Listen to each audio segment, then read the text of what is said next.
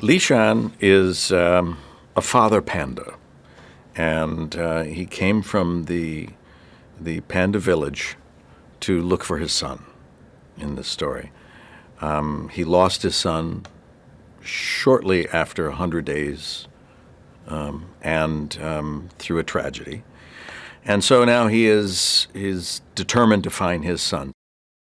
Li and Po, with the exception of mature lines for Li, they could be mistaken for brothers. They are the same significant sized pandas, and they have the same traits, the same interests, playfulness. They love to eat. Did I mention they love to eat? They love to eat. And they start in the idea of rekindling a relationship, one that Po didn't even know. Well, I think Li represents a foundation for Po because he felt like he never really belonged. And even though he is welcomed and adopted by Mr. Ping as his surrogate father, he knows that somewhere out there might be his real mother or father somewhere, sometime, but he's not unhappy. And it was just about, the story of Kung Fu Panda 3 is about realizing your destiny, where you belong in the world, not only in a physical sense, but in an emotional sense.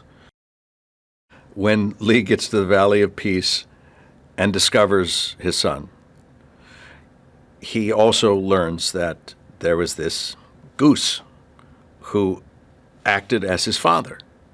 So he's very grateful to the goose to have looked after his son all these years. It's fantastic. He loves this little goose, and the goose can cook. And so he's very pleased with the goose, but still feels like he's going to come in and stake his rightful claim to be the father of Po, which Mr. Ping doesn't take too kindly. In fact, his goose feathers are rising in the back, and they have a bit of a quarrel. For me, it's still always about story. And I had seen Kung Fu Panda 1. I hadn't seen 2. But I saw the first one, and I was really amazed by the quality of the storytelling. And regardless of if you're doing children's theater or animation or what else it might be, a commercial, it's still about the story. Are we telling a good story, regardless of the medium? And that's what attracts me. I think, people. I think Kung Fu Panda 3 is going to be a terrific film. I really do. There's adventure. There's danger. There's laugh out loud moments. There's silliness. There's sweetness. There's pathos.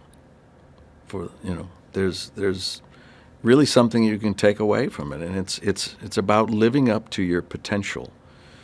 That's what Po has to learn, not to settle for what he's already achieved, but to keep working, keep thinking, keep thriving, keep growing, to become the person he was supposed to be, or become the panda that he was supposed to be. And I think that message is a good one for not only kids, but for adults to see.